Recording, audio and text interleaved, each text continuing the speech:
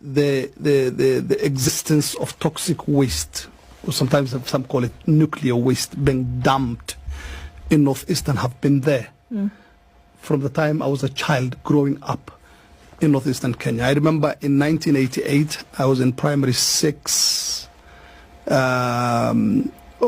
Primary 6, yes, I remember.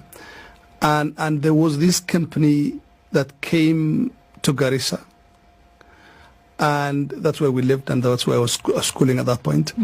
And the company came on the pretext of exploring for oil, and they would get so many laborers, from the town, and go to the outskirts of the town, the north of Garissa, and they will dig huge trenches.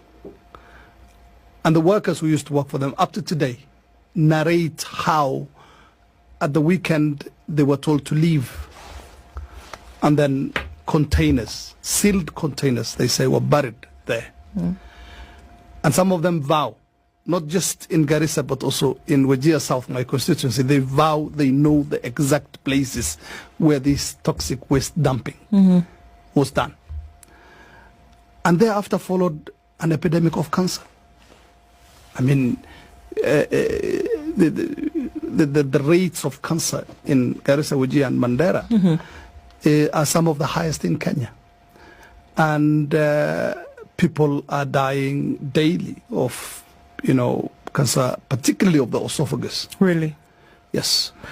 And that is a huge source of worry. So when Cyrus Jirongo came up and gave this point blank, almost confirmation about the existence of this, that created jitters in the entire north. And people are worried. And what they want is, first of all, a proper investigation done. Experts to go down to the ground. There are people who worked for these companies, used to call itself Kenya Oil Service, on the pretext of exploring for oil. They are said to have done that. The people can say they can pinpoint exactly where this dumping took place, and taking advantage of the existence of people who've been eyewitnesses to what is essentially a crime, and a huge one at that. We need proper investigations done, experts to go on the ground, and if this is ascertained, a proper cleanup done, and then followed by reparations to all those affected. And I am a victim as well of this cancer epidemic. I lost my mother to cancer. I've lost about 6 of my uncles, and right now I am treating one of my maternal uncles for cancer. And that is a very intimate thing with most families in North. There is no family in Northeastern that hasn't lost, 2 or 3 people to cancer.